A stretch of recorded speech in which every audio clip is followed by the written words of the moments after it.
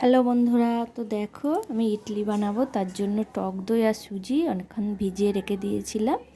তো এটা মিক্সড করে নিয়েছি, মিক্সির মধ্যে পেস্ট করে নিয়ে এবার ধরো দিয়ে দিয়েছি ইডলি কুকারের মধ্যে ইডলি। তো দেখো এগুলো খুব বেশি ঘন করলেও হবে না আর খুব বেশি পাতলা করলেও হবে না। দেখো কত সুন্দর ফুলে উঠেছে। গরমকালে বন্ধুরা বেশিক্ষণ সময় লাগে না, একটু ওটা মানে টক দই মিশিয়ে রেখে দেবে, 2-3 ঘন্টা হয়ে যাবে। শীতকালে একটু সময় লাগে, 5-6 ঘন্টা মতো ভিজিয়ে রাখতে হবে, তবে ভালো হবে জিনিসটা। তো দেখো কত সুন্দর উঠে আসছে। আর এর মধ্যে একটু বেকিং পাউডার দিয়েছি, খুব সুন্দর উঠে আসছে। না দিলেও হবে, টক দই দেওয়া আছে যেহেতু সুন্দর মানে উঠে আসছে। দেখো কত সুন্দর হয়ে আসছে।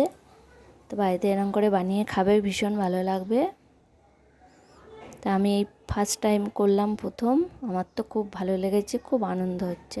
কোনো কিছু শিখতে পারলে বন্ধুরা ভীষণ মজা লাগে, আমার খুব ভালো লাগে নতুন কিছু শিখতে পারলে। দেখো কত সুন্দর হয়েছে। তো এরপর হয়ে গেছে ইডলি। এরপর দেখো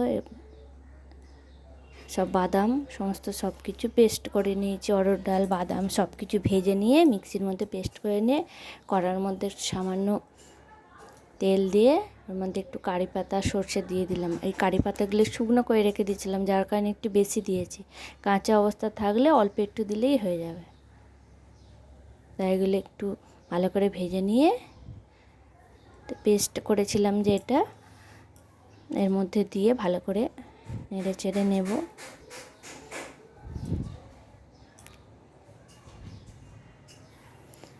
খুব সুন্দর গন্ধ উঠছে, যত ভাজছে না এত সুন্দর গন্ধ উঠছে।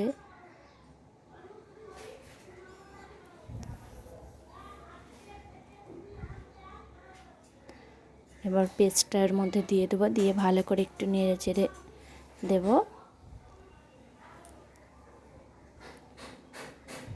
একটু নুন দিয়ে দেবে, টকটক খেলে একটু সস দিয়ে দিলে ভালো লাগবে।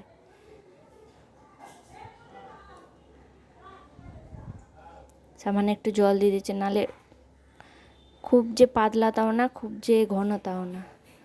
তো দেখো বন্ধুরা আমার হয়ে গেছে।